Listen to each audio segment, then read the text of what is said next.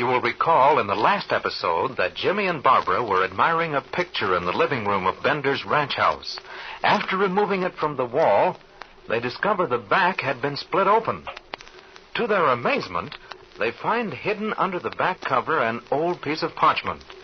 It proves to be the map of the hidden treasure, the Chihuahua treasure which Ortez told them about. Jimmy and Speed took off in their plane with the map to find out, if possible, the location of the treasure. Breaking through the clouds, they see Bender's airplane parked on the hidden mesa, and the two Benders digging around in the bed of a stream. Have they already found the treasure? As the present episode opens, we find Jimmy, Speed, Mrs. Croft, and Flash discussing their possibility of finding the treasure. Mrs. Croft is speaking. But do you suppose, Mr. Robertson, that Mr. Bender and his son located the entrance to the treasure cave? It was pretty hard to tell, but I doubt it.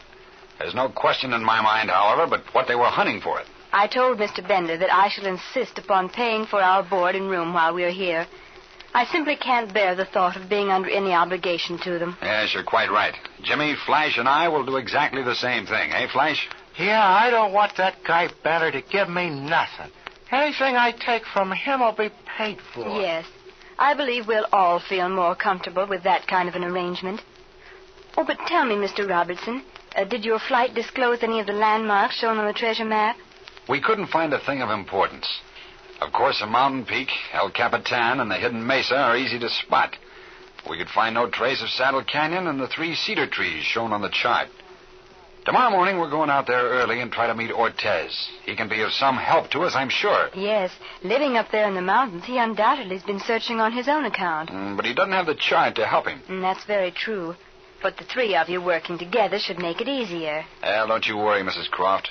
If there is such a thing as a hidden cave, we're going to find it. I come down here to hunt animals, and here I am looking for gold. Never mind, Flash. We'll get in our hunting yet. My, this night is beautiful. Yes, that cloud blanket finally lifted. I think that's going to help us tomorrow, too. I wouldn't be surprised if Saddle Canyon wasn't hidden by clouds this afternoon, and that's why we couldn't locate it. Oh, here come Barbara and Jimmy back from their walk. They seem to be amused about something. Well, they're probably laughing about all the food Flash put away this evening at dinner. Bender's going to lose money on his keep. I ain't been eating well lately. A few more days down here, though, and I'll get my appetite back. Well, I'd hate to feed you when you're well if tonight was a sample of your appetite when you're ill. Well, children, did you enjoy your tramp in this beautiful night air? Oh, yes, we had a wonderful walk. And I've been telling Jimmy of my latest conquest. Rip Bender, you know. Yeah, I guess Rip is right. He said all the girls fell for him. Oh, now, Barbara, I'm jealous. Are you going to throw me over for Rip Bender? Well, I guess I'll have to, Speed. Rip Bender tells me he's a much better pilot than you, so I guess that lets you out. Yeah, but what about me, Barbara? You ain't gonna throw me over for Bender, are you? Well, Flash, really you were my favorite until dinner this evening, but your marvelous appetite rather stunned me. I just couldn't cook enough for you. Oh, it's a wonderful night. Now, one of you boys should have a guitar and court me in true romantic fashion. Oh, it'd really be something if you started Flash and I to singing, Barb. Oh, now, don't make light of Flash. That boy's got a real singing voice. Says you. Hey, Flash, go and borrow Benito's guitar and give us some of the old songs we used to sing overseas. You remember Around the Squadron at night? Oh, Flash, do sing for us. Why, we'd love to hear you. Oh, I ain't used my voice much lately for singing. I go in mostly for poetry. Oh, you do? Why, those beautiful mademoiselles used to come from miles around to hear you sing, Flash. I don't know about this here poetry. Oh, come on, Flash. This should be good, Speed. Recite for us now. How about it, huh? Oh, you must recite poetry for us, Mr. Lewis. That would make this evening just about perfect. I've forgotten most of my poems. Come on, Flash, you can't kid me. You remember that pretty little brunette you used to recite poetry to in the cafe at Barladuke? Now, if you don't want to entertain us, I'm going to just tell Barbara and Mrs. Croft. Never mind, Speed. Let's not go into that. Since you force me with your high-pressure methods, I'll give up and give out with my best brand of poetry. Well, I believe a little introduction is in order here. Come ye, our Mr. Lewis is about to begin the beguine. If it's all the same to you, I'll begin at the beginning. Well, what'll it be, Speed? Give us the one about the pilot. Do you remember it? A poor aviator lay dying? Oh, yeah, I guess I do. I'll try it anyway. A poor aviator lay dying at the close of a bright summer's day. His comrades had gathered about him to carry his fragments away. The airplane was piled on his wishbone. His wings was wrapped around his head. He wore a spark plug on each elbow. 'Twas plain he would shortly be dead. He spit out a valve in a gasket and stirred in the sump where he lay. And then, to his wondering comrades, these brave parting words he did say. Take the magneto out of my stomach and a butterfly valve off my neck. Extract from my liver the crankshaft. There are lots of good parts in this wreck. Take the manifold out of my larynx and the cylinders out of my brain. Take the piston rods out of my kidneys and assemble the engine again. What do you know about that? I didn't know you were that good. What a poet. I knew you hadn't forgotten it, Flash. Boy, that sure takes you back to the old days. Oh, Flash, that was very good. Why, we had no idea you had such talent. Recite another one for us. Oh, yeah, that was swell. Come on, Flash, give us another one. I can't think of any of the others. Oh, you haven't forgotten that one about the blue wings, have you, Flash? How'd it go? Oh, I don't know. Something like this. She had a pair of wings tied on with strings. Oh, yeah, I think I do. Oh, but just a second.